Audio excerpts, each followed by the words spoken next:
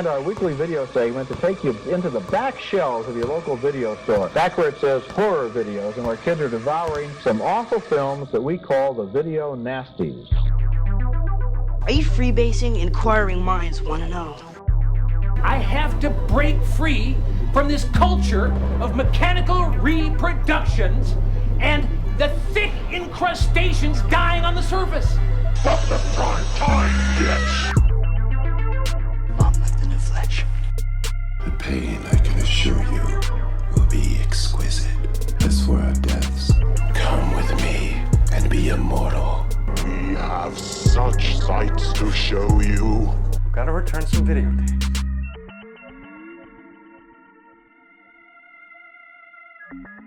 Hello, horror hounds, and welcome to the It Slays podcast. I'm your humble host, Rowan. I'm your beachfront grave, Mike. And it's Gill. And we are back, and Coltonless again, but I think we're getting the return pretty soon. You know, behind the scenes.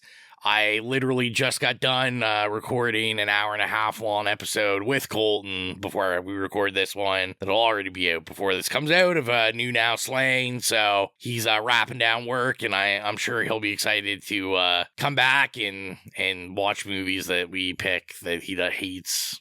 No, we're all shaking our head. He's not excited whatsoever for that, but we like to torture him like that. But yeah, so let's get into it. We know what we're going to talk about. We're going to talk about what we've been consuming, what we've been watching, what we've been listening to, what we've been reading, all that good stuff. Mike, you sounded like you had a hefty list this week. You're taking over my job.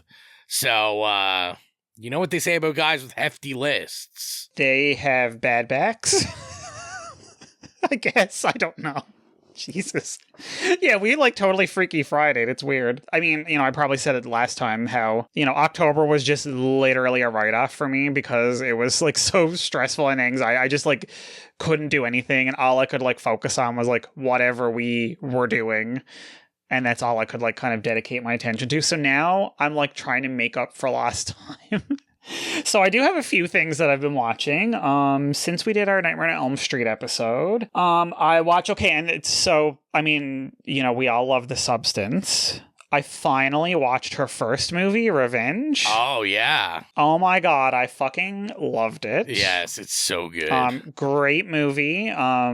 Very I loved the kind of sun-drenched, bleached out, colorful gore fest style of it. I was it really did remind me a lot of The Substance, but more of maybe crossed with something Wolf Creek or something like that, which I've never seen. Getting hunted. Oh my god, it's so good. I know. I know everyone likes Wolf Creek, and I don't know why I always think about Wrong Turn. And did they come out the same time? Wrong Turn, Wolf Creek. It was 2000. Joyride. Yeah, it was I don't know. Probably within a year or two of each other for sure. It was that whole kind of 2000s horror boom. All those movies I've listed, I've never seen, but yeah. Wrong Turn? Never seen Wrong Turn. You've never seen Wrong Turn, no. starring oh my God. Everybody's favorite Buffy actress Eliza Dushku? Yeah.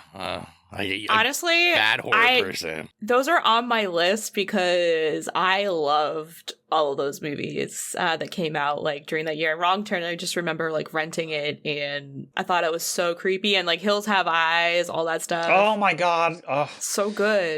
I regret to say that as an old, all of the movies that we just talked about, including Wolf Creek, I saw in theaters. Hell yeah. But I interrupted you. I'm sorry, Mike. No, that's fine. Yeah, so I watched Revenge, and I really enjoyed that. I also watched... Okay, so I finally got the Scream Factory. It's been out for a while, but it was just too expensive. I couldn't justify it because I've been very poor. But I finally got the Scream Factory special edition of one of my favorite movies of all time, which I've never had on anything other than a VHS, so I was really excited. And it is Night of the Demons Part 2. Oh, nice. Because I love Night of the Demons 1, and I love Night of the Demons 2, and yeah, so I finally got the Blu-ray of that and rewatched that, and it looked so good, and I was just oh, I miss this type of movie. It's just so stupid and fun, and also kind of scary and creepy, and just cheap and not great, but like totally rewatchable. You know what I mean? I feel like that's a combination that we really don't get very much anymore. Yeah, so it was a real pleasure rewatching that. And like Scream Factory did such a good job with it. The extras are great. I don't usually watch like right after I watch the movie. I'm not like Ro. I don't like rewatch it and put on the commentary and watch all the extras. Like I kind of maybe a couple months later will go like, oh, I don't have time to watch a full movie. I'm going to like watch some of the extras on something. But I literally like finished the movie and said, no, I got to watch all the extras. Yeah, so they did a really good job. It was really nice seeing that again. It's been years. I also watched, so I was in a real like 80s sleaze and exploitation and like dirty scuzzy thriller horror mood. So it was just a normal week for you. A normal week for me. Yep. Me trying to get everybody to watch Maxine and trying to like giving them a like, hang on, let me pull up my PowerPoint and tell you all the movies that this references. Did you rewatch it? Because I just rewatched it the other day. Okay, I've been meaning to, but like I really want a 4K, and I don't want to rewatch it until I can get my hands on the 4K. And like A24 normally does, 4K. You can't get it like anywhere. They don't release them in Canada. They only release them in the States. So if you want to get it in Canada, I looked at the Maxine 4K before I settled on the Blu-ray. And I think just a normal everywhere price, it was like $75 to import it. Yeah, it was way too much. I actually contemplated, because the iTunes version that you buy is available in 4K, but it's still $20. And if I'm going to pay $20 for an iTunes download, I'd rather just pay $50 for an actual disc, you know what I mean? Or wait till it goes down in price. So I am waiting, but as a treat to myself, I've been watching like, some of the inspirations.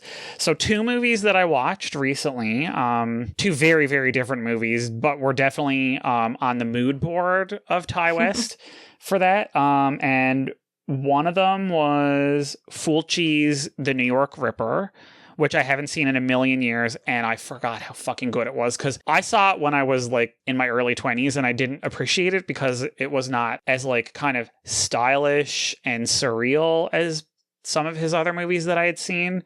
But on rewatching it, I was like, this is a masterpiece. I fucking love it. If you haven't seen it, you need to watch it. Like, Fulci, like full-on Italian, like surreal gore fest, but taking place in New York City is just like chef's kiss. You don't think it's going to be good, but it's excellent. And another one that I watched was a totally different, like drastically in every way, except that it's kind of sleazy, was an old 80s video store staple, Angel, aka high school honor student by day, Hollywood hooker by night.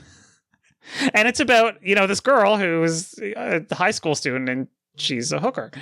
And dang, both of these are on my watch list. Oh my god! And Angel is on Tubi, like literally. Yeah. Actually, New York Ripper might also be on Tubi, but it's definitely on Shudder. I have the Blue Underground release of New York Ripper, just the Blu-ray one. I know although now that I say it, it might be the second one.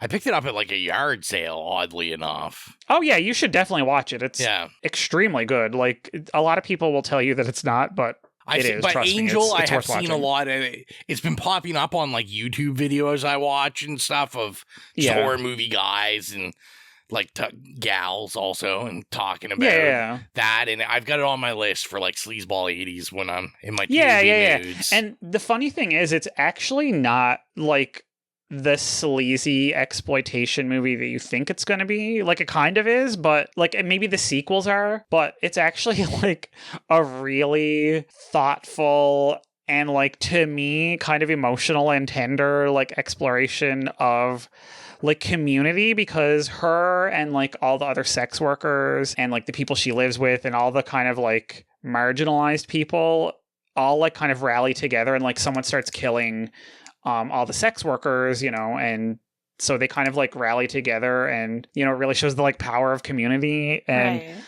oh my god, I loved it so much. Like I think there is a Blu-ray of this somewhere, or like a set, and I think it's $1 million because it's out of print, but I need to find it because this one is going in the collection. Like, that sounds real good. It is so fucking good. And Susan Tyrrell is in it, and she was in Crybaby and Butcher Baker and all those other great movies. Yeah, you know, I mean, she's the... I believe it is out of print, because I'm not going to lie, I had it sitting in my unobstructed view card for a long time. And it was like, I don't know what they call it. They use a different 3 letters for out of print. Like, it's like NLA, no longer available. That's what it is. Oh, like yeah, NLA. Yeah. But like, they always, like, the NLA Blu-rays will go cheap a lot of the times. And that sat in my cart forever. It's gone now. I never bought it. Like, it was one I just kept pushing back because I didn't know anything about it. You could have bought it for me. I'm sorry. Great Christmas gift, right? How dare you? How dare you? But yeah, so now I need to watch the sequels because I've never seen them. But yeah, that was like, you know, I definitely like on the Ty West like vision board for Maxine, but it was definitely like a much better movie, and it was actually really well done. And another hilariously, my friend and I had a wine and movie night on Friday, and we continued the trend because then we ended up going on Tubi, and we usually watch like made-for-TV movies from the 90s that are really bad. And we ended up on an 80s movie that is also about a teenage prostitute called Streetwalking. Wow. Because it looked really bad, and it ended up being really good. I watched 2 movies about like that were like supposedly sleazy, you know, 80s kind of like trashy sex work movies, and they were really thoughtful. Like, and this was written and directed by a woman too, and like Julie Newmar, the original Catwoman, was in it. Melissa Leo, Oscar winner Melissa Leo, played the like young girl who was the prostitute. Like, it was insane. It was really well written. Like, Streetwalking, I recommend it on Tubi. It's actually quite good. And to kind of like wrap it up, I watched the 4K of Brian De Palma's Body Double, which is one of my favorites of all time. It looks spectacular. It's such a great movie. You know, Brian De Palma is brilliant. This is one of his best 80s movies. Like, you need to see it. You need to see it in 4K. Just get it. You won't regret it. It's $50 well spent. And I also watched, for the first time in a million years, one of my favorite movies, David Cronenberg, Crash. Oh. Masterpiece. Like, it just gets better every time I see it. Like, the cast, amazing. It's sexy as shit. Like, it's so bizarre and fucked up, and it's so David Cronenberg.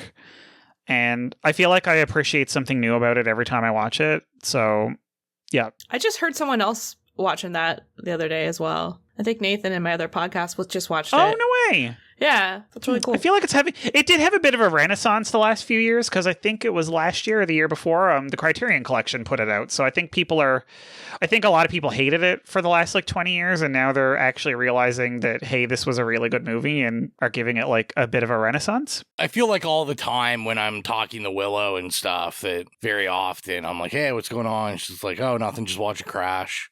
And yeah. I'm like, yeah, cool.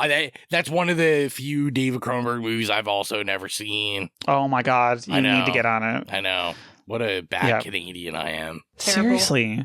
And the last thing I watched was a first timer for me. I've been rewatching a lot of stuff, but I finally saw, because we were doing it on Every Horror Movie on Netflix, our beloved sister podcast. And I guest starred on there, and it was Thanksgiving, which I hadn't seen before. Fucking love Thanksgiving. And I loved it. Oh I loved it. Because so here's the backstory. Again, because I'm an old, I saw Grindhouse in theaters, as we talked about before when we did Planet Terror. And of course they played the, you know, fake trailers between the 2 movies, and they all looked so good. The one I wanted to be like an actual movie the most was, one of them was definitely Thanksgiving. And then when I saw the trailer for the like final release of it, I was like, this doesn't look as lurid and like trying to be like, they really hammed it up by putting like the scratches on the film and everything to make it look like, you know, it was from the 70s and like really dirty and scuzzy. And they didn't appear to be doing that. So I kind of thought, this is going to suck, so I'm not going to watch it. And then they were like, let's do Thanksgiving. Like, you should come on. And I'm like, okay, cool. And I fucking loved it. It wasn't what I thought it was going to be, but it was a good time. A whole something else. It was so much fun. I gotta say, like, I really, really enjoyed that. And like Eli Roth has been really hit or miss for me for quite a few years. But this was like, he did follow man, that up so with much Borderlands, so yeah, and I'm like, he is working on Thanksgiving too, though. So Oh my god. Okay, that's good. Yes. I love the beginning, like the Black Friday scene. Yeah. oh my god, it Oh was my God. brilliant. I like Gina Gershon getting her hair scalped Oh, that's like by a shopping cart. I'm just like, wow. Spoiler alert, it happens in like 2 minutes in. But yeah, I had so much fun with that movie. It's going to be one that like it's just trashy, and I'm probably going to watch it every year in the fall. So yeah, honestly, that's pretty much it. I've probably watched a few other things, but I won't. Nothing notable. What about you, Ro? Me, I've watched a couple things. Not a whole lot that I'll probably get in depth. One television thing I've been watching, which maybe as Mike says, because I'm an old. I watching it on DVD because that's the only way you can really watch it. But I had purchased a copy of the special edition of the Clerks animated series. Oh, nice. Which is kind of like notorious that I forget, ABC I think aired it. They only aired like one episode and then they canceled it, and I think only 2 episodes made it to air. Comedy Central picked it up, and I think they aired like another 3 episodes. There's only 6 episodes in total of this show. Everybody from Clerks like voices their own characters. Obviously, you know, Kevin Smith does it, so everyone's there. Has like incredible guest stars. That people show up for Kevin Smith. That voice themselves. Like the one of the first episodes I watched, it was about them going to court, and the jury was all basketball players. And it was the actual basketball players, though. So it was like 90s guys. It was like Charles Barkley, Patrick Ewing, Reggie Miller. Like, it was just all these like superstar basketball players from the 90s. And I was like, whoa, this is like a thing. And I'm looking, like, the guest list is incredible on these 6 episodes. And it's pretty, you know, it's fun. Would it ever get released now? No. It's like wildly inappropriate that like there would be boycotts. Like, most of it came out in 1999, 2000 range. So it's that, you know, that era. Lots of like, lots of offensive like gay jokes and just kind of like juvenile humor. But it's just kind of an interesting artifact, like these shows that, you know, get canceled right away don't find an audience, which is like kind of weird just because of how cultish Kevin Smith fans are. So you'd think this would have had some legs, but yeah, I'm not done watching. I got about 2 episodes left to watch of it, but it's been enjoyable so far. Kind of cool to see. And then so films I've been revisiting and trying to play catch up with stuff I haven't seen. So I finally got to see The Apprentice, which is the film Sebastian Stan is playing Donald Trump in. It's basically about Trump in his younger years, and I don't know, I'm not even gonna like brutalize and imagine what these people's names are, but it's about him and basically like the guy that he claims is like his mentor. It's like something Cohen, who's like, was like this notorious like sleazeball Republican lawyer guy. He was like a mogul, but this is like based on young, like 20-year-old Donald Trump, and just kind of like, you know, him starting off as this like not so sure of himself guy, trying to like find his footing in business, and then just like kind of a character study of like how did Trump become who he is now with some of his controversial views. And, like, how were those shaped? And this movie's premise is basically that it was this lawyer who really has all these, you know, like, anti-immigrant, like, all these, like, very right-wing views that he instilled in Trump and taught him about, like, you know, you're a winner, you're not a loser, there's no in-betweens. It's really good, though. I thought Sebastian Stan was really amazing, especially because he does go through, like, when you start with Trump, he's not talking. You're like, this doesn't really sound like Trump, but you get the evolution of like Trump's speech and how he talks. Some of the claims in it, I don't know. I haven't looked into them enough. There's some pretty wild claims in here that I don't know are true or not. They do insinuate that he may have sexually assaulted his first wife while they were married. Just like some stuff like that. The guy plays the lawyer. I can never. Jeremy Strong? Is that the guy from Succession? I never remember. It's the guy that became really famous from Succession. It's a man. I don't know his name. I can't remember his name. Sorry. And of course, I've got. There we go. I was like, I had Letterboxd. Unless it's like Hassan or something. Was it Letterboxd for some reason is lagging and not really working. So I don't know. But anyway, he was in it. I really liked it. It was like the filming was interesting. It was very like fast paced. Kind of gave me that Saturday Night Live feel. Like it's just like kind of indie filmmaking at its best. Also caught up with Piece by Piece, which is the documentary about Pharrell Williams, created by, I don't know, some director and Pharrell Williams, but it's done entirely in Lego. So you're essentially watching a Lego movie, but it's about Pharrell, obviously because of who he is. Lots of impressive. It's so random. Yeah, it's cool. It's a cool idea. Because he is who he is, he gets lots of impressive cameos.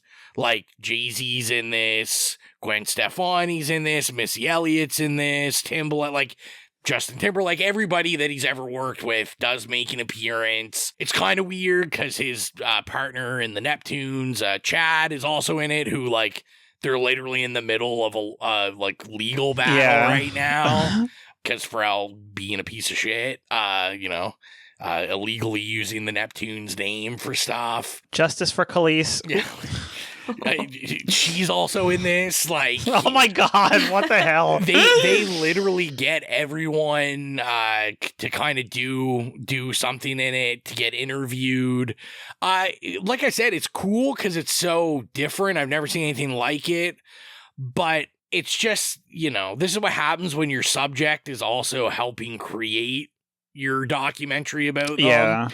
Like, I found the hard stuff.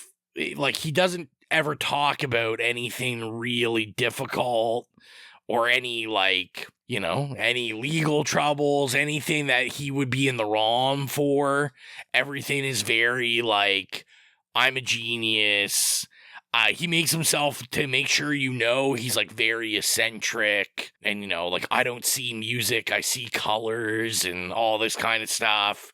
Which I know is a real thing. He claims he has that disease. Synesthesia. Yeah. He claims he has that, although then they claim the Chad guy also has that. And I'm like, this is like how are they hearing different colors? Well, I was like, this is super rare, so I'm not sure how two guys that are next door neighbors just happen to have this super rare condition. But yeah, I mean, overall, like I said, it was just an interesting thing. You get to hear lots of the music. Some weird choices for some scenes. They do a full out scene where we just get the Blurred Line song blaring. Oh, wait, when was this made? Last year. And why would you put blurred lines in anything in the last 9 years? Yeah, it was kind of weird. I was like, oh, not just not just the Alan Thicke, or is that his name? Was it Alan, or I don't know those? Yeah, Alan. No, Robin Thicke. Robin. Alan's his father. His father's Alan. Robin Thicke's part, but obviously this was another huge lawsuit battle with Marvin Gaye's family about this song.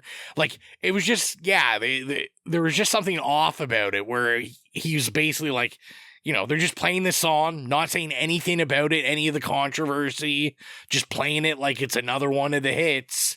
And they have a whole, listen, as much of a piece of shit as he is, the catalog of production work that they have is gigantic. It's massive. It's a huge monster in pop culture. You could have found something else, play Britney or something, you know what I mean? Yeah, exactly. Why would you play that song?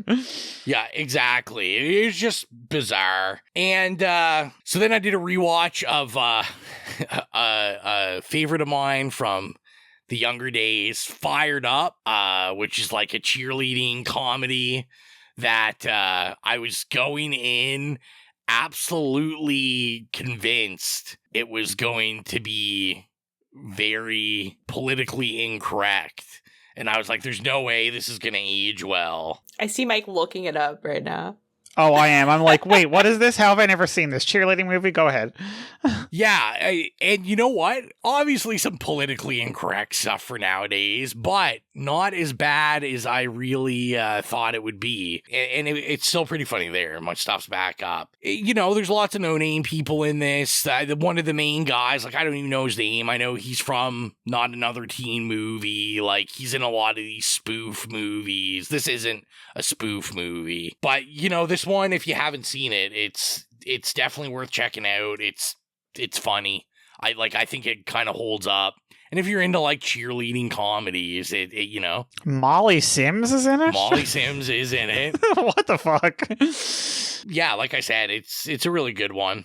And then also rewatched Tim and Eric's $1 billion movie, just because I've been rewatching some Tim and Eric television. So I always got to put on the $1 billion movie, and it's good. I mean, I say all the time when I talk about Tim and Eric, if you're on Tim and Eric's wavelength, you're there. If you're not, you're not. But it's, you know, probably one of my all-time favorite Adult Swim shows. So I absolutely love it. And yeah, other than that, it's been watching a couple new things. I got to see Azrael the other night, which is the new Samara Weaving horror film. Who else is in that? That's about it.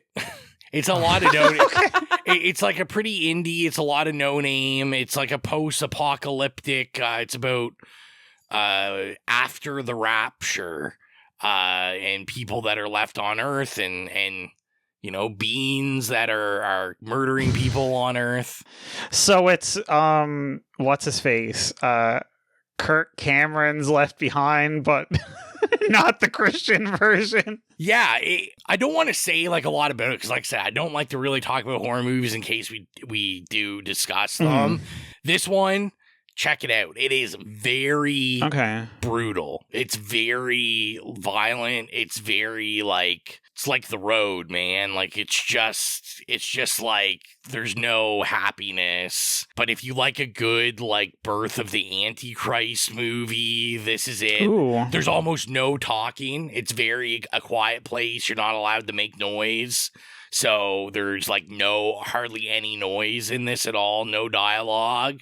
So if you like a lot of like violence, but it's like no talking and you like have to kind of get the story pieced by like miming actions, not actual script. It's very interesting. You guys will hopefully have already heard the episode. Me and Colton, we just did a Now Slaying, caught up, did Smile 2, which you got to hear us rave about. And then we also talked about the new A24 horror movie, Heretic, which also go check it out if you want Hugh Grant just living life, being a psychopath and giving, you know, murderous psychopathic rants. It's worth checking out. And then the last thing I'll say, which is probably like the big movie that came out this week, was I finally saw Deadpool Wolverine on Disney. And it was all right. Yeah, it was a Deadpool movie. I think it was pretty funny. There's lots of stuff I laughed at. But, you know, like really anything with the MCU stuff, I don't know what they're doing. This was what? Like, it was like a love letter to all the old Fox stuff, but then kind of felt like Disney was kind of being like, well, you know, if we ever want to use any of these guys, we can, now they're in the multiverse, so we can pull these actors out and use them whenever. And just, I don't know. It's a mess. We all know what we're doing. Marvel's buying its time until they're ready to give everybody X-Men and Fantastic Four. Like, that's what they're waiting for. Yeah, but is anybody going to care at that point? Like, it just feels like they're drawing it out forever. I don't know about Fantastic Four. I think X-Men will be. I think X-Men could be the reset to like the original Iron Man. I mean, we already have a perfect Fantastic Four movie, and it starred Jessica Alba. So there you go. Which you know, you do get some original cast members of the original Fantastic Four there. Oh my god! In this, I mean, Chris Evans was in it. Yeah. So well, I mean, you get the actual characters. So okay, gotcha. Because they bring back all these characters from the X-Men movies and Fantastic Four movies, and like I said, you know, I think for super nerds like some of us were, you know, appreciated. You know, obviously stuff like, you know, Wesley Snipes, like, you know, freaking out, things like that, like super happy, but. You know, at the end of the day, there's a lot of being part of the MCU that just trudges these down. You basically have to have watched Loki to even really understand what's going on, because the entire Loki plot line runs into this movie. So yeah, just a general mess. And yeah, that's it. Jill, what about you? Just a general mess. Wow. Speaking of general messes, yeah, speaking. Here's Jill. Hello. I'm Jill. And I watched, let's just start off with a mess. I watched Sleepaway Camp for the first time. Yeah. What? How did I? Oh my god. Geez, I don't know. An infamous episode for us. That's why I had to see it. I had to understand the lore, and I was liking where it was going. Like I was like, you know, this is pretty good. And then the ending happened, and I was like, no. What the fuck? This is literally ruined for me now. So I just don't understand the choice to do that. It's just so funny because think about how you said it ruined it for you, and how there's so many people who are like, oh, the ending was the best part and it made the movie for them. Like, it's just so, the way that like you can interpret the same thing in like two completely different ways is so fucked up. I just wanted a little female, like, not female, but like just no plot twist, right? No plot twist. Just be whoever she was. And they were just, you know, going through trauma or like whatever. Like I bought that. It didn't need that little cherry on the top. It's such a hard movie too to like talk about. Like we found that when we on the episode, just because it's so problematic, but it's like also like so revered in the horror community is like such this massive slasher and like this iconic slasher of the 80s. But yeah, it's like there's so much wrong with it. And when you talk about it, you should never say hillbilly, or you'll just people are right anger a lot of people. It'll anger people. I don't have a lot to say because, you know, I don't want to get canceled, and it's just a very, not that I don't want to be canceled, but anything like just talking about that movie in general. I'm assuming that that means that you did give your vote to Donald Trump. So yeah, she doesn't want to say anything, but you can catch her on X daily. God, I'm so depressed this election. So depressed that I had to go watch The Witch right after. Yeah. You know, to feel better about everything as a woman.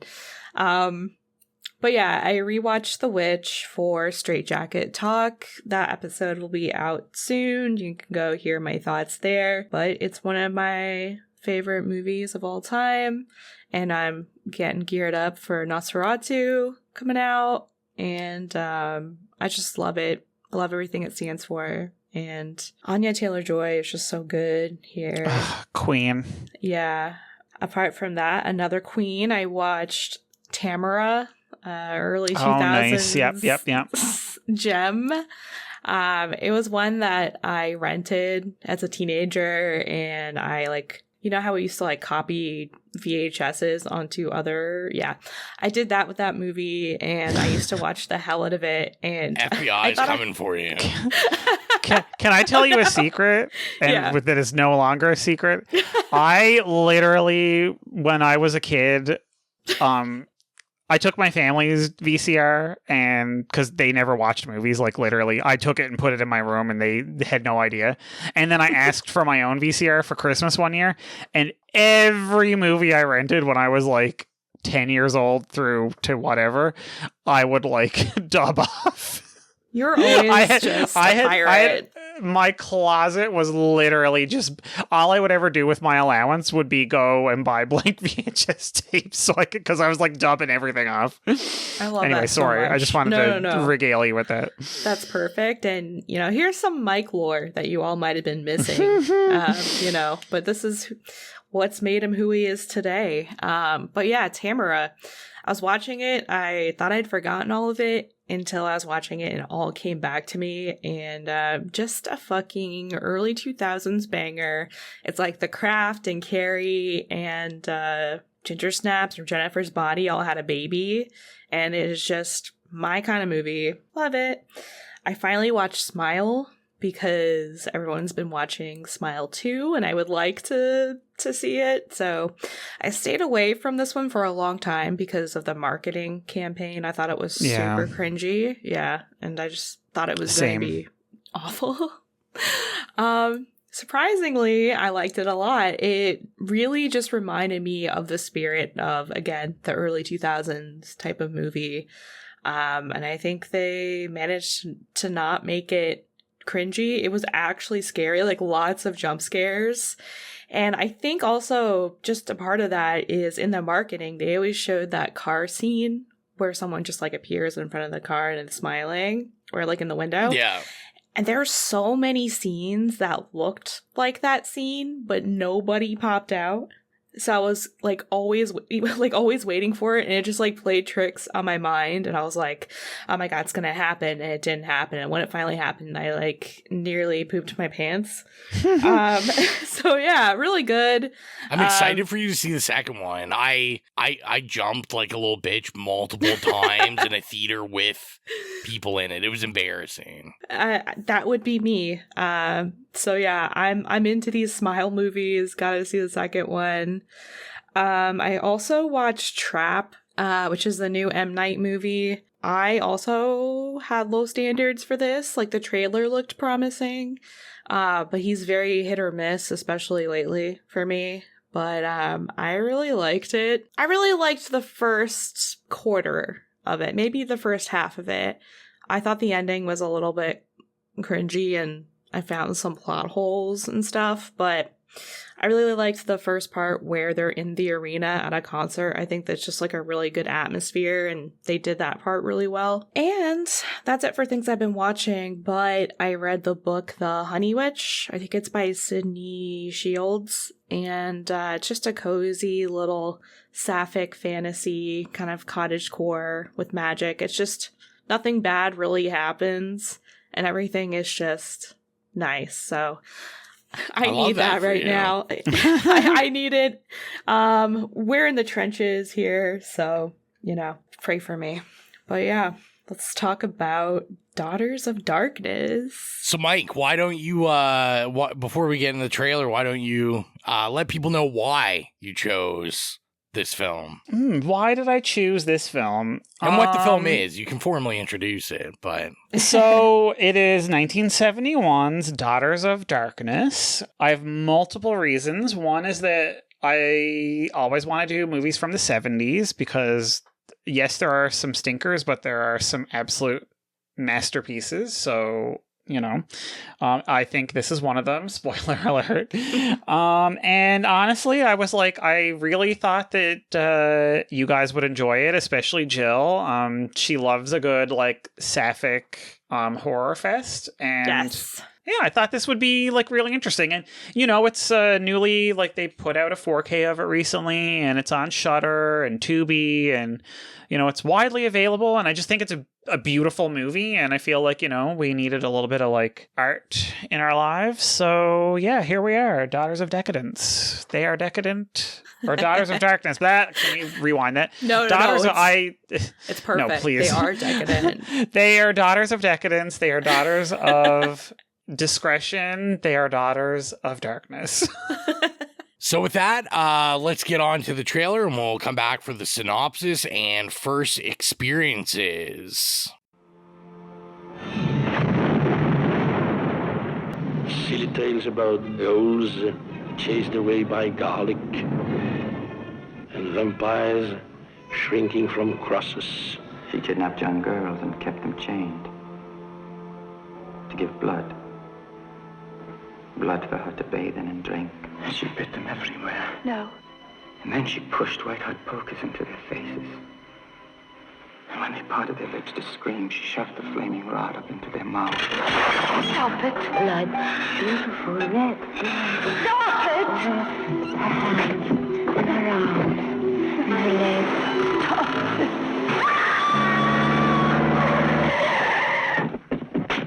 Don't worry, you're safe with me. I killed no one.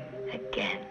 It's difficult to forget. Ah, you will. After a while, it'll only be the remembrance of a bad dream. And then the remains of a remembrance, more and more faint in your mind.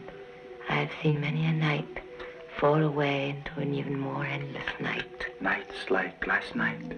Who do you think I am? A kind of ghoul? A vampire? Oh, no, my dear. So many nights, tumbling and tumbling away into the abyss of time. Faster, my love, faster.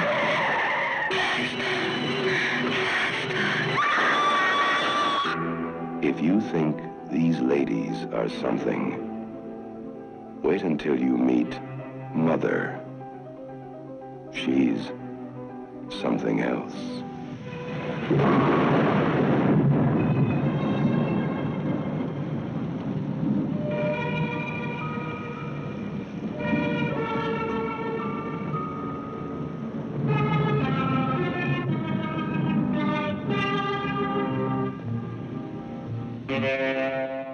1971's Daughters of Darkness is directed by Harry Kumel and written by Perrier Durat, Harry Kumel, and Jean Ferry. And the synopsis is as follows. Austin, Belgium, in a decadent seaside hotel, Stefan and Valerie, a newlywed couple, meet the mysterious Countess Bathory in Ileana, her secretary. That's it. That seems like a very very bland synopsis. That's the worst synopsis I've ever heard. Yeah. It just introduced, like, the characters. That's all right, though. That happens, But okay. I guess. Thanks, Letterboxd. First experiences. Is this our first time seeing it, or do we make sure to watch every movie featuring lesbian vampires? Not so much frozen grape eating in this. I know. It was so disappointing. But, yes, Daughters of Darkness. Gill, Mike was making us watch this. Have you ever seen it? No, and actually I'm ashamed of myself for never even hearing about this movie because, like Mike said, it's right up my alley, and I actually was on the hunt not too long ago for sapphic vampire movies, and I think I saw this one in a Reddit post, but they all kind of sounded the same, so it's not one of the ones I watched. But you're just like, Carmilla clone, Carmilla clone, Carmilla clone, yeah. But yeah, this is my first time, and it starts off with, it's kind of French, it's like European, it's dark, it's, I don't know, it has that like 70s kind of grit to it, and I don't know, fell into the mood immediately. And I'm a big Elizabeth Bathory fan. In grade 9, I was pretty manic. I wrote like a 50-page essay on Elizabeth Bathory, including all the, in detail, all the messed up things she did. My teacher. So you're like fact checking the movie while they're like talking. You're like, actually. That's one of my points, is that it was very on point. Like, she did all those things. And I don't know. I love that they were like kind of orgasming the more they talked about like all the vicious acts. And I was like, yeah, keep going because like I'm interested.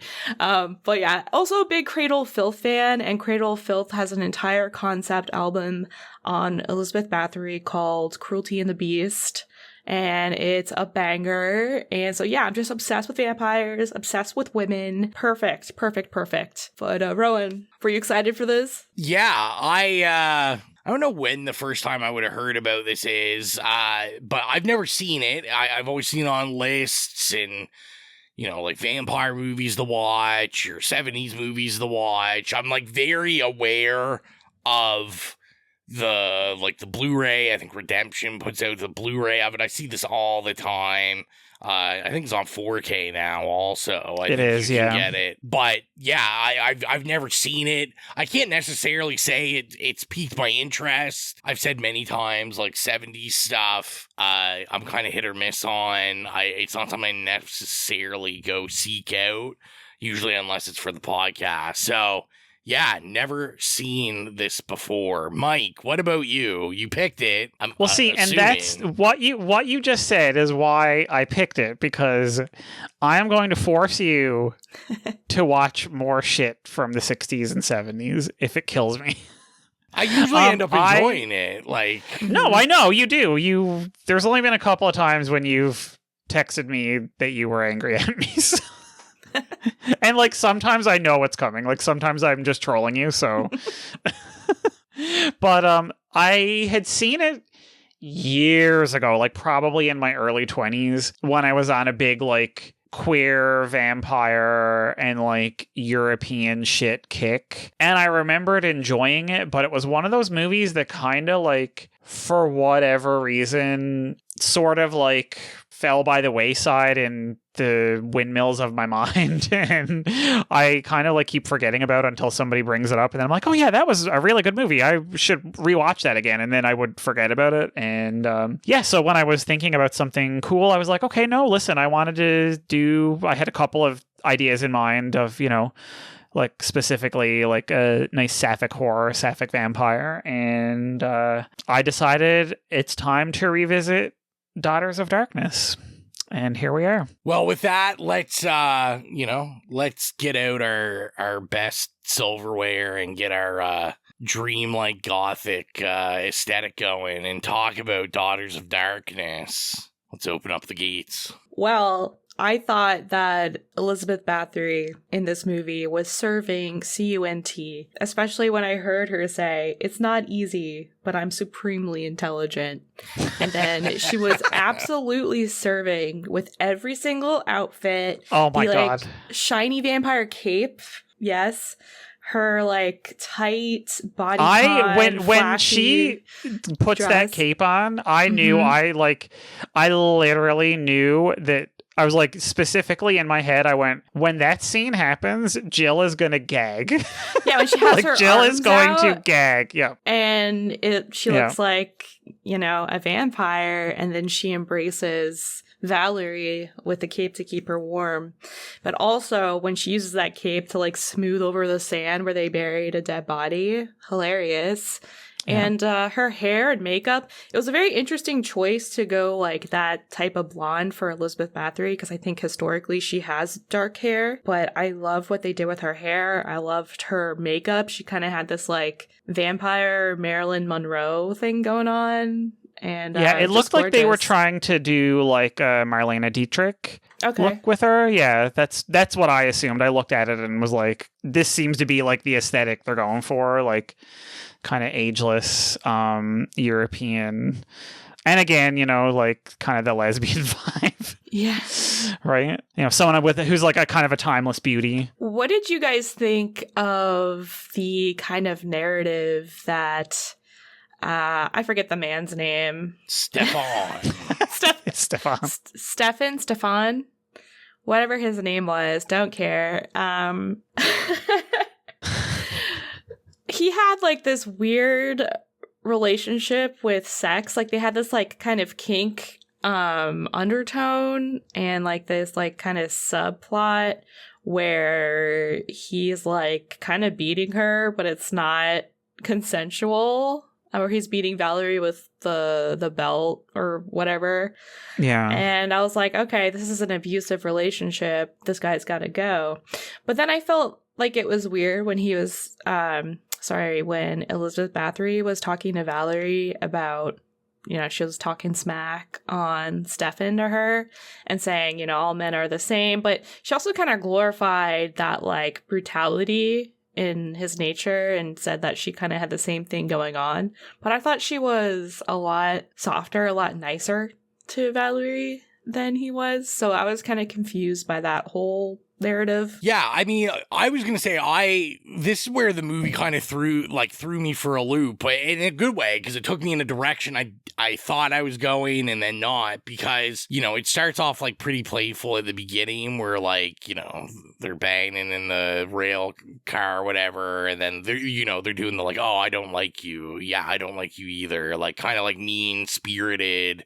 And then, yeah, as the stuff progresses, like, you know, she's like trying to tease, like, his underwear line, like, after they've just seen, like, that girl murdered and stuff. And I'm like, oh, maybe both of these people are just, like, fucked up. Like, they're into some shit. But then I was like, oh, yeah, there's no way this guy isn't, like, I thought he was killing the women that were talked about in the paper. Oh. Because I was like, oh, they keep, like, alluding that he has, like, this violent side. Because he just kind of, it turns on and then he freaks out. And then there's this association, even when, I don't even think it is Ileana. It might be, like, Lolona or something. Ilona? Yeah, Ilona. But, like, even with that, where he has this weird association of, like, violence with sex, but it's almost, like, too far. Like, he's obviously into, like, non-consensual type things. And so that's where I was like, oh, okay, this makes sense. Like, he must be, like, ducking out, we're not seeing it or something. He's, like, murdering these women. And, you know, that's why I thought maybe that's why he was so interested. And then it was like, no, he's just kind of, you know, just a piece of shit and likes to beat on women, obviously. I will say my first note for Stefan was him in the robe and the slippers. I just wrote, I'm pretty sure this is the definition of a twink. A little shorty robe on. Yeah. It was just very interesting to me that, you know, the play on gender in this, because a lot like him in the robe, the slippers, like I found a lot, like he has very like feminine features as a man, and he's like quite small. Like, and he actually, to me, reminded me of Bathory's assistant. I was like, they actually look very similar. Yeah. So I'm just, obviously, yeah, my mind, like, obviously I know this is like this super psychosexual lesbian vampire movie, and I'm just like, oh, like, I wonder if it's like kind of saying that, you know, maybe, what's her name, Valerie? Yeah, Valerie. Maybe Valerie's interest in women was already there, and maybe that was kind of the attraction to Stefan, is that, you know, he did kind of look like the women that end up seducing her. And as a bi person, I can confirm that's a thing. They do, the two of them, though. It's funny that you did bring that up. The two of them are kind of like inverse images of each other. Yeah. You know what I mean? Yeah. Like, you're not wrong, because then you look at Valerie and Elizabeth and they're the same sort of thing, right? Yeah, and that's what, you know, is kind of, to me, like, I don't know if tragedy is the right word, but like in the dramatic terms, like the tragedy of it is like, you know, like she basically winds up like under the spell of Countess Bathory, who realistically is going to just treat her exactly like Stefan did. It's just, I don't like to think about that. To me, I just wanted like a nice, cozy little sapphic villain story, like love story, where they end up together and they're just happy. And that's all I wanted. And I was really sad at the end when Elizabeth Bathory dies. And I thought Valerie was like the most bland character ever. She's so unseasoned. She has like no character. She's a chicken cutlet. She's a slimy chicken cutlet, because I think Elizabeth Bathory just have like, her character has so much to it and is so interesting that I don't really care for Valerie. And I'm like, why is Bathory even interested in her? You know what I mean? I don't know. And so I didn't really care at the end when she gets to like take over the task. That's my only complaint about this movie, though. Okay, so to me, my read on it, Ro, and I mean, you guys can disagree with me. When I watch it, I my read is that it is very similar in terms of like the relationship she has with the man versus the relationship she has with the woman. But I always saw it as they were setting them up as opposite in a way, because it's kind of like a dom sub thing. And in the relationship with Stefan, he's like the dom who doesn't know that he also has to take care of her. So he thinks it's just being cruel and mean and abusing. Just a fake dom. Yeah, whereas Elizabeth is like, I'm going to show you cruelty, but I'm also then going to take care of you and do aftercare. You know what I mean? That's kind of the way I read it, but maybe that's going way too far. No, I agree, because I was rooting for her. Like, she's kind of like an anti-hero. Yeah. Yeah, I knew this was going to happen. I was like, I feel like this episode's going to be called Explain This Movie to a Straight White Guy. If I was in the States, I would have voted for Trump. There's a war going on the white man. Oh my God. Get the fuck out of here. Too soon for me, man. Kidding. No, I don't need anyone like hate commenting on the podcast.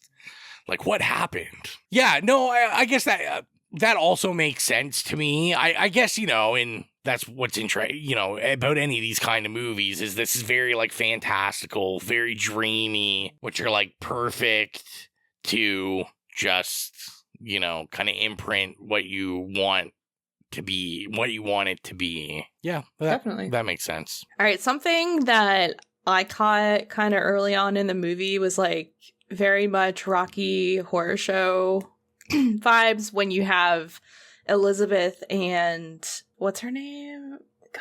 Ilona. Elizabeth and Ilona are like kind of trying to set up this like foursome situation, which I feel is like what happens with Brad and Janet and Dr. Oh yeah, the newlyweds. Frankenfurter. Or well, no, they're not newlyweds, but they're kind of like Exactly. It's the same vibe. It's like they were just at a wedding. And they're preying on them, and then they come out of this, like, totally changed. Oh my God, you're right. And I love that. Let's make a new list on Letterboxd where it's, like, meddling with a straight couple. Preying on young marriage. Straight couple. Oh my God. And turn them like, Who's Afraid of Virginia Woolf is like that too. Oh my God. We need to start this Letterboxd list, yes. Jill. Let's do it. A collaborative list. We're doing it. I'm writing this down. No, it does have a vaguely like, and because Rocky Horror is also like very decadent too. Yes. And like very sort of like fluid sexuality and interesting. I never picked up on that. That's very good connection. Jill putting that brain to work. Putting that degree to work. I gotta, man. I like how that was way more introspective than my next note, my next note was just, do we think Mike wants to turn us into a porn review podcast? Maybe, possibly. Is this just his continued attempt? Little do you know, that has already happened. That's, Sidecast 4050. 4000, yeah. It's called the It Bangs podcast. It bangs. It comes or doesn't. But it tries. It tries. That's an extremely long name for a podcast. It comes or it tries or maybe it doesn't. But it doesn't matter. That's the podcast. Okay, so I have a question. Jill, I'm trying to remember if you saw this or not because it was quite a while ago that we did it, and I'm trying to remember. But so I got a vibe when I was watching this again, and I really I don't know, I actually meant to look it up before we recorded, but I was working all day, so I didn't have time and I didn't think about it because my brain does not function. But I would be willing to bet multiple of dollars that this was on the like vision board and inspiration list for Rob Zombie for Lords of Salem. Am I the only one that gets that vibe? That is interesting. Because I was like, first of all, we need to talk about how she is the fucking spit of Sherry Moon Zombie. I literally, like, if I kind of like narrowed my eyes a little bit, I was picturing Sherry Moon. Like, is that just me? But like the whole, like the aesthetic of the hotel was very much in line with like the sort of, I want to say elevated aesthetic of the like decor in a lot of scenes in like when they're Lords in the of theater Salem. and stuff. Yes, exactly. Yeah. Not the apartment building, because that's, but like, yeah, he does use some sets in that like made me think of this hotel. And I feel like it would definitely be on his radar because he loved 70s horror movies. I can see that, especially that, to me, that makes the most connection with me, like, because I've got written down, which I really enjoyed about this, but yeah, I'm sure this had to inspire a lot of different films for, like, kind of this, like, gothic art house like atmosphere and look. And I feel like, you know, I was gonna say, oh, you know, very dreamlike, whatever, but I don't know, like I also kind of feel like this is just 70s Euro film, like they just all happen to look like that. Like when I think about, you know, all the giallos and all that, like there's just like always this very decadent look to everything. Oh, 100%. It's very like soft focus. And like when, like think about when she like lights the candles or like has that really sparkly gown on at the end. And like it's soft focus and it's very like gleaming at the camera. And the rings too. Their rings do that. Yeah, exactly. Yeah. So I think you're like hitting the nail on the head there, Ro. Yeah, what I usually do. So just my 9 to 5. Let's just call you Jim the Hammer Hero. Icon. Old reference. Yeah, old person reference. And just the color too, like, you know, bringing up Giallo, like the vibrant kind of red, that was very powerful. And like the cloth over the corpse is just like bright blood red, and the hand falls down. There's like a red leather jacket that what's his face is wearing. I need that fucking jacket. The red and his glasses, his sunglasses. Yeah. Very Willy Wonka, I feel like. The armchair. And his little shorty robe, the twink robe. The twink robe, the fucking car, like... Yes. Literally, I'm just like, in my notes, it's like, red, white. I'm like, I know nails. this is... Yeah, I know this is like the visual motif of the movie, obviously, but it's very striking. It really is, because I feel like in another type of movie or with another director, the like interiors, the walls and stuff would be less white. Like if Dario Argento did it, for example, I feel like it would be, or Mario Bava or something, it'd be like a really crazy color.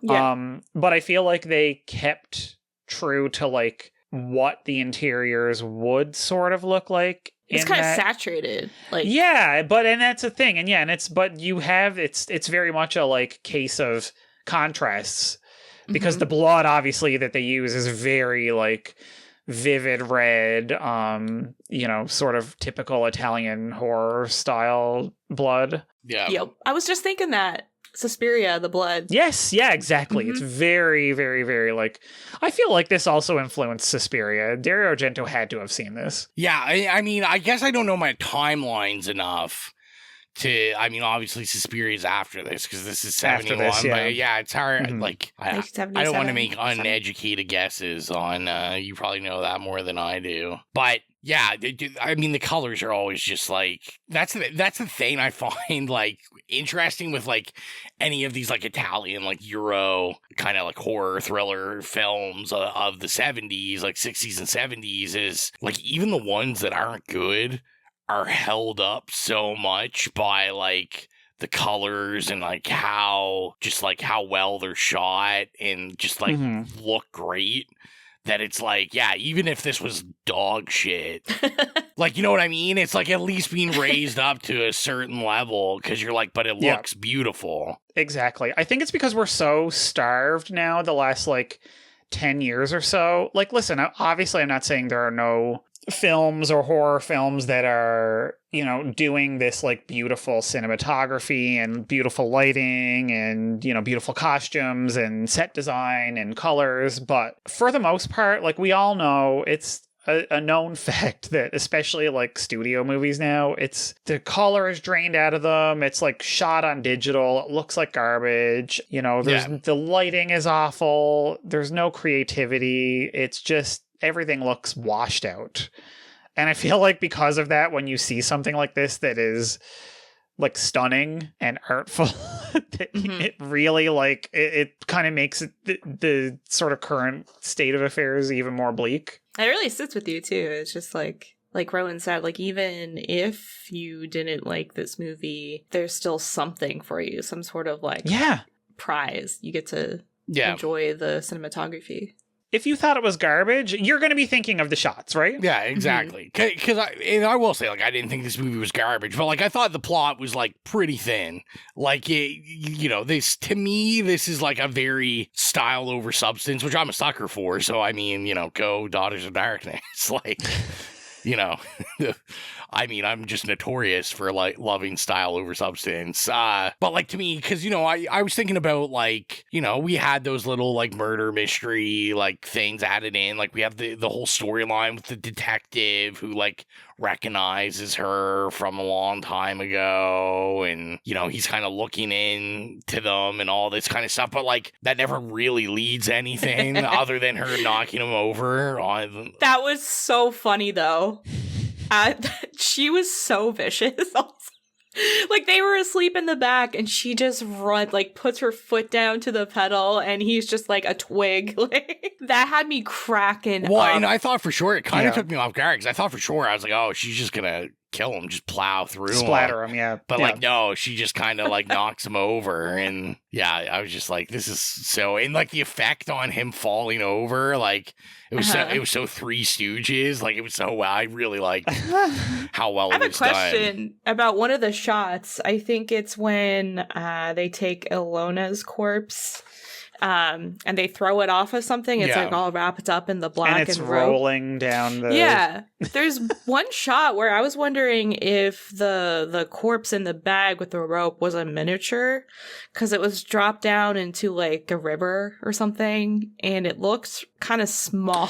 Oh, wait, no, that's his corpse, I think you're thinking of, because it's wrapped up in plastic. Yeah, because they wrapped hers up in, like, cloth. Okay. Yeah. Yeah. Okay. Yeah. Yeah, you're right. But you're right, because I actually thought that was a really funny shot, because, like, what was it, like 20 minutes earlier when they're disposing of Ilona's body? And it's this huge, like, they have to push it, like, and it's him, it's, like, the man, like, the big, strong Sand twink pit. man, like, and he has to, like, push it. It's, like, such a labor to, like, push it over the hill down onto the beach, and I just thought it was such a funny shot that it's, like, rolling over and over and over, and, they have to drag it into the hole. Yeah. But you don't even get them, like, throwing, like, once they kill him and wrap his body up, you don't see any of that. All you see is the little river and his body flying into it like a doll. Yes, and it's like, exactly. Exactly. And where there was was like this other strength and energy like 20 minutes ago? There was like objects in there too that like I could tell the scaling was off. But I just want to say like that whole sand when they're burying Ilona's body in the sand. I thought it was so funny that those women did not help him at all. No. They just stood there and they're like, I'm bored, I'm cold, while he's like digging a grave with his hands, like struggling. And then Elizabeth Bathory has the absolute audacity to be like, hey, the sun's coming up, you gotta hurry. It's like a life or death situation and she's still not helping him. And she's like, by the way, I just turned your wife. So, He's like, let me just mac on your girl here a bit while you dig this hole. Yeah, and then he almost gets buried in it. I was hoping he would. I was like, yes, please die. Right? You piece of shit. I was really confused at what was going on there, because he like, I know they like threw it in and it falls on top of him. But I was like, he like kicked his leg once and all the sand, it seems from like out of everywhere, just starts falling. And I'm like, what is going on? It was deserved. Like, they at really first I thought they were throwing it on him. I was like, oh, they're like burying him. And I was like, oh no. That would have been great. This is just, random sand. I was confused about that death though. Because, so, like, was she not a vampire? I thought she was also a vampire, but she died. Yeah? Yeah, but she, like landed on a razor. Wasn't it? Oh, also the running water. She was very scared of it. Does running water kill vampires? Yeah, I guess. That's what they said. That was one of the rules they said. And I was like, is that true?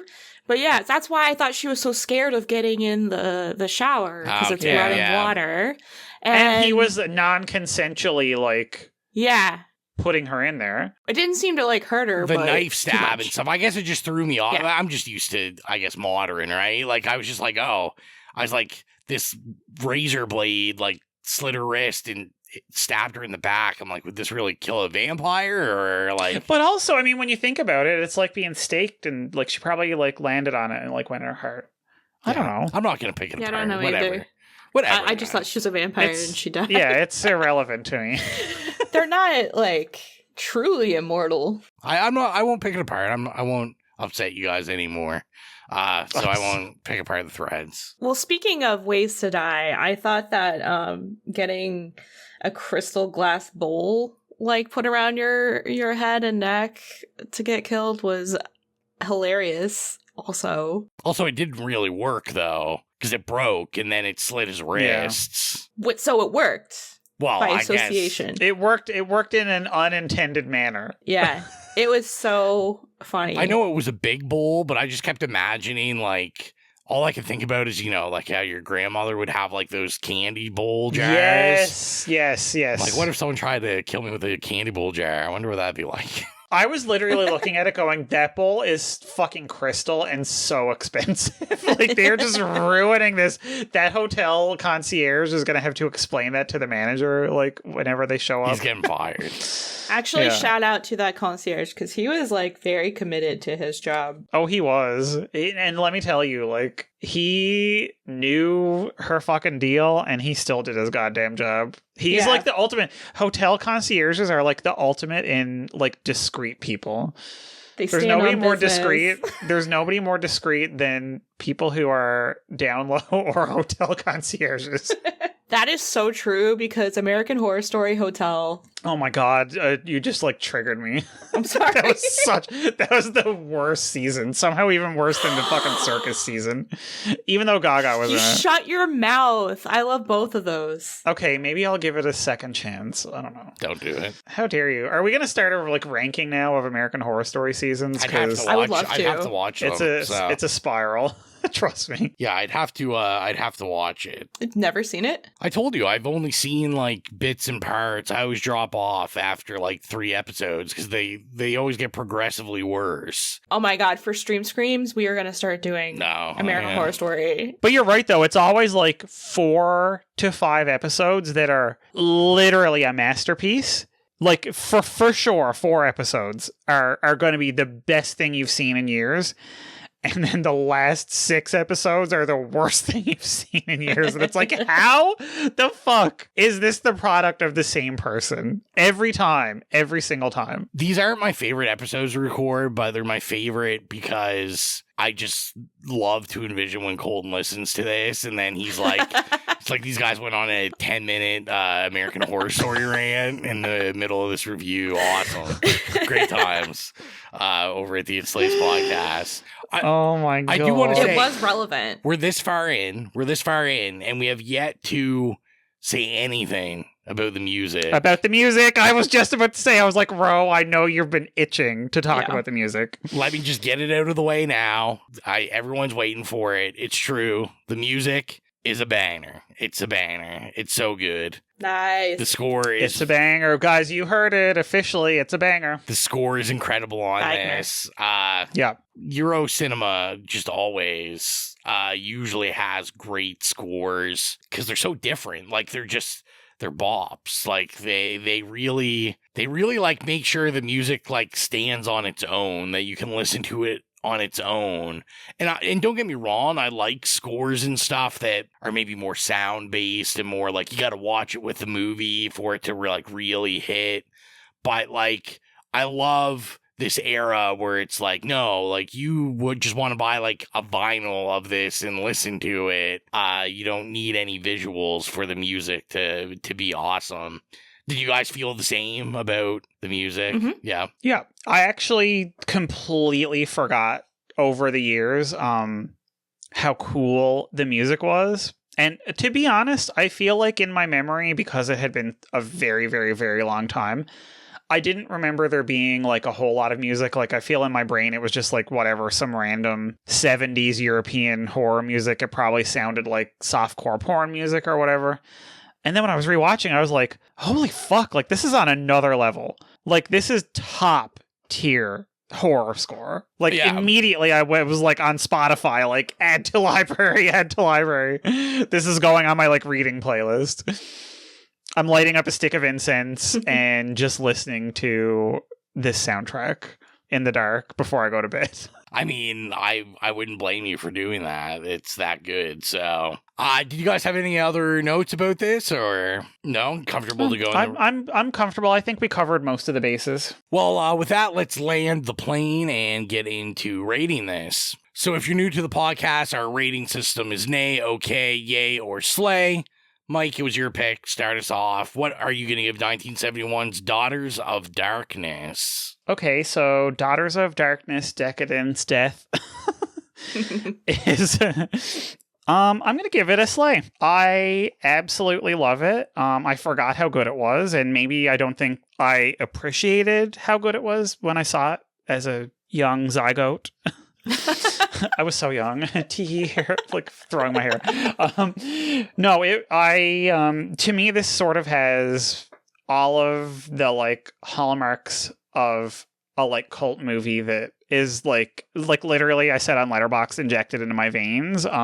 If I watch a movie again for the first time in a million years and I'm immediately like downloading images onto my phone and my laptop from it, like I'm already making like a vision board of like Daughters of Darkness, and I have the 4K in my fucking cart for when the postal strike ends. Like I'm literally like, you guys, I'm so serious about this. It like shifted things inside of me. It was everything I wanted. The like Marlene Dietrich vibes. Just the like fucking dripping like sexuality. The fact that it opened, like we didn't even talk about the opening scene of this like fucking hot ass, like right out of the door with a bang, as Rowan would say, like fucking in this like intense bisexual lighting that you don't see for the rest of the movie. And it's on a train and it's just like so fucking sexual and like dripping and like, oh, I could fucking eat it. I could literally eat it. So it's a total slay to me. I can't wait to watch it again. And I have like 5 people that I'm going to show it to. What about you, Jill? Yeah, so I had pretty high expectations upon learning about the premise of this movie from you and Willow last time we recorded, and it seemed right up my alley, and definitely it was. So I'm going to give it a yay because it was, like you said, the music was really good. I like the way that it looked, and I feel like it sort of has a concept we don't see too much of, which is like that sapphic or even like gay like kind of vibe in horror movies, or in horror movies for sure. And like the only issue that I had with this movie at all is that I wanted more of that. I just wanted to see Valerie and Elizabeth just kind of, you know, drive the car really fast. Yeah, I love that one. She was like faster eternally. I was like, this is so hot. Like, I want to see them on their little tour, like their little honeymoon. This is so you much want the sequel? Yeah, so much better than the fucking bland ass Stefan. Because their honeymoon sucked. We also did not talk about his mother, Lady Chilton. Oh my god! Okay, yes, I had several notes about it. There's what is that? Someone explain, please explain. But it's so funny because when Rowan was saying something earlier that made me think like, oh my god, I need to interject when he's done and say like. Because you were talking about, like the gender roles and stuff like that, and when he was wearing the little shorty robe, and I was like, what do we I was going to say, what do we think about that? Because you do get that moment where the mother is a mother, right? Like the house mother. Yeah, I was like... And so I was wondering, like, is this some kind of, like, marriage of convenience? Is he maybe not even that into her? And maybe there's, like, sublimated, like, self-hatred, and that's why he's so violent towards her, whereas Elizabeth is sadistic but really actually into her. I don't know. I had so many thoughts and so many reads, That makes a lot of sense. Yeah, and I was actually, the whole time I was watching it at the beginning, thinking that Lady Chilton was Elizabeth Bathory, like his mom. Like they were in on it together, but that didn't end up being the case, and it was like a way different twist.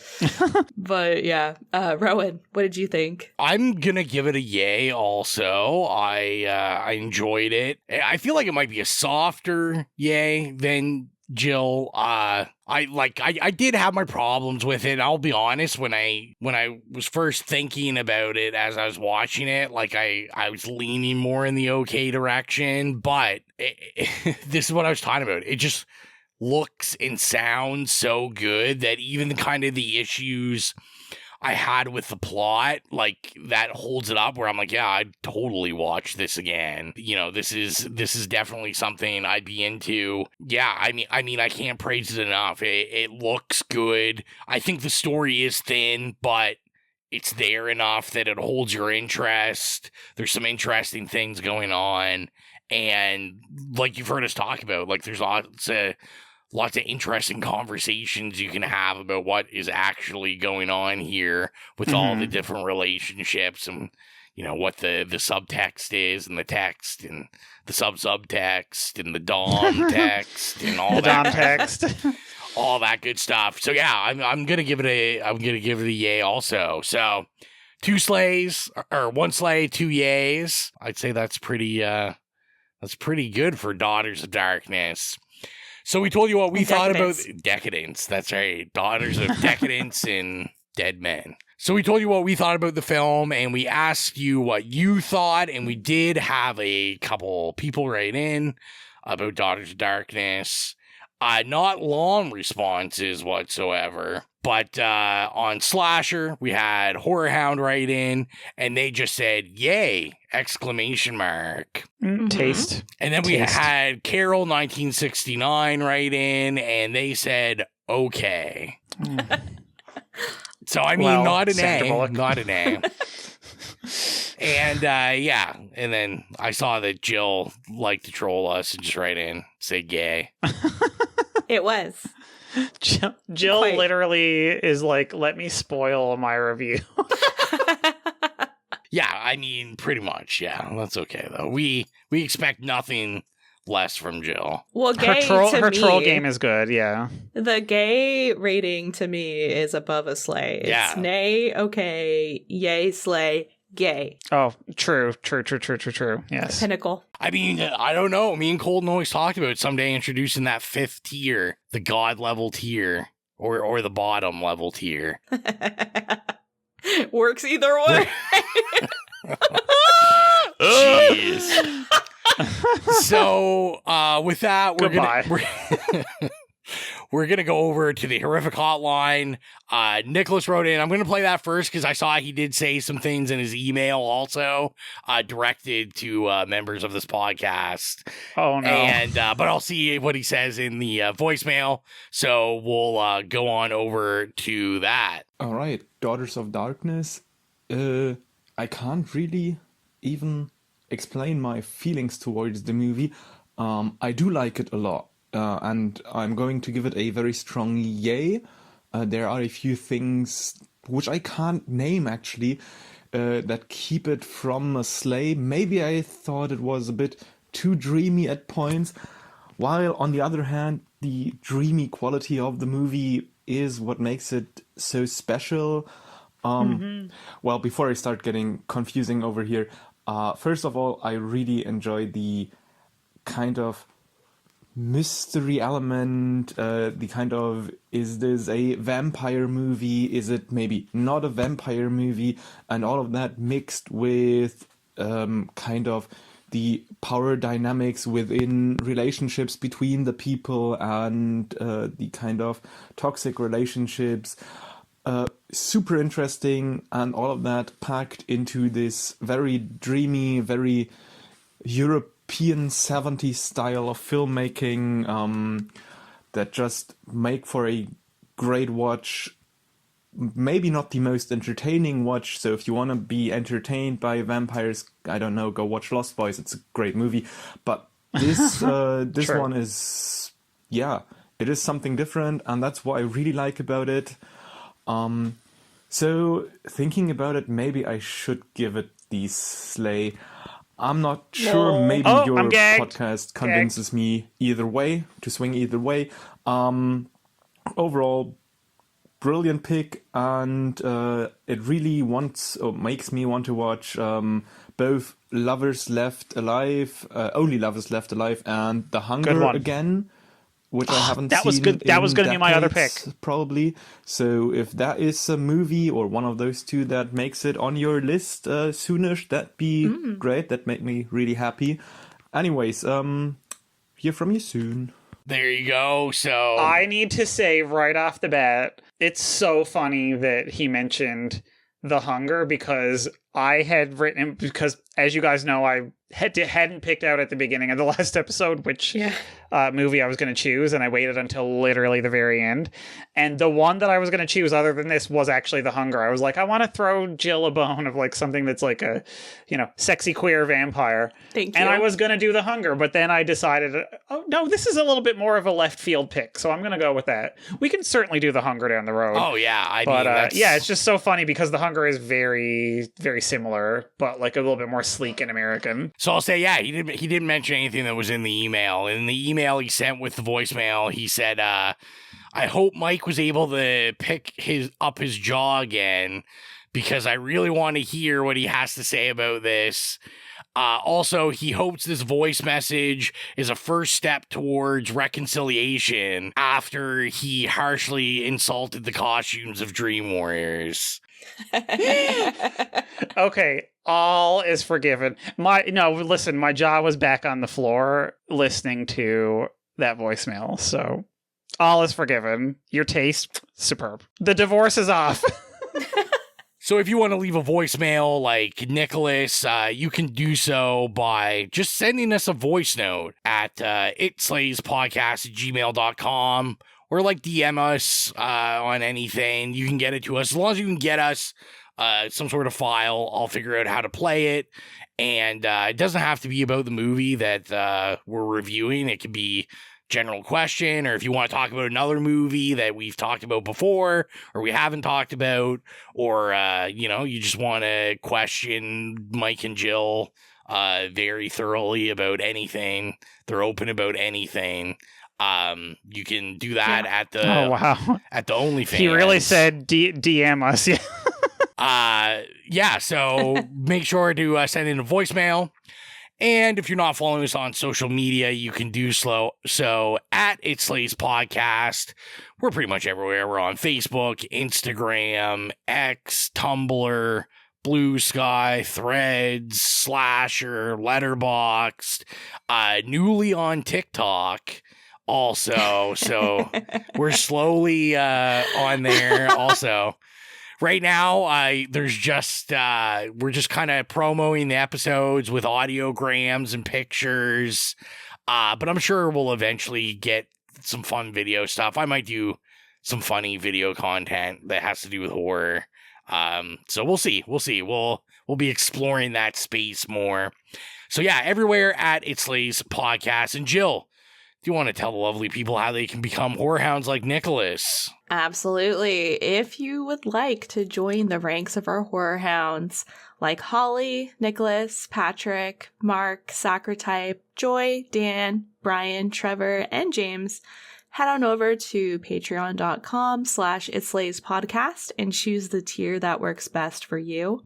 Perks include 48-hour early access to episodes of the main show, as well as to our Patreon exclusive show, Stream Screams, hosted by Rowan and I, as well as the ability to pick a movie for us to review. Rowan, any lesbian vampire tunes for the spooky playlist? Yeah, we got to put some stuff on from this, so that will definitely get added, and you'll be able to find it at the It Slays Podcast horrific playlist on Spotify. If you do have any problems finding it, you can go to any of the social media I just mentioned earlier, go into the bio, click the Linktree link. There's a link to take you directly there. We upload scores or licensed music from iconic horror movies we review, or just horror movies we love. So go follow the playlist and get your spooky music on, because why the hell not? And then I do have an announcement before we announce the next pick. That we're doing it again This episode's going to be out on a Sunday if you're listening to it when it's first released. And so that Sunday will be the 24th. But we will be in the building again in Lower Sackville, November 27th. TerrorVision is putting on a screening of the original Black Christmas. And classic. We will be there. They have It's t-shirts and stickers and some movies to give away from us. I know for sure there's some winter themed horror movies in there to give away. So yeah, get a ticket, check it out. Like the tickets are like under $20, I'm pretty sure. So go support that. And there's not very many chances you get to see Black Christmas in the theater. So it's always a good time. It's usually packed. So yeah, get tickets, check it out. But before we leave, Jill, it is your pick. What are you gonna make us watch next time? So I mad scrambled because I didn't realize it was my turn and I kind of wanted to do something a little bit festive. So I looked up a list of Christmas horror films. And the one I decided on Magic, is... Perfect. Yes, that was a great pick. Okay, listen, everybody can get fucked. Thank you. Did you look up a list of ventriloquist movies? I didn't.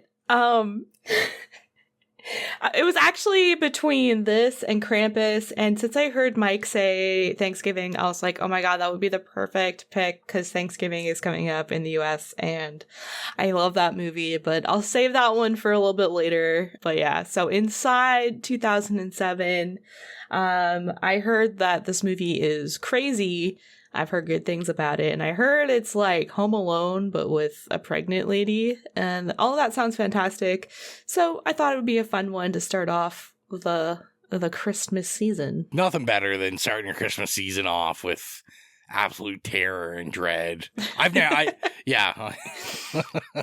Yeah, spoiler alert, don't watch this while you're stoned. That's all I'm going to say. Oh no, what am I going to do? I mean, listen, maybe you won't have a panic attack like I did. Oh god, no. The lore. The lore, and the episode hasn't even started yet. I can't wait. Yeah. Get inside your eye holes. Your orifices. And we'll be back in 2 weeks with that. Thank you for all the support. And as always, I am your humble host, Rowan. Bye, it's Mike. And bye, it's Jill. See you later.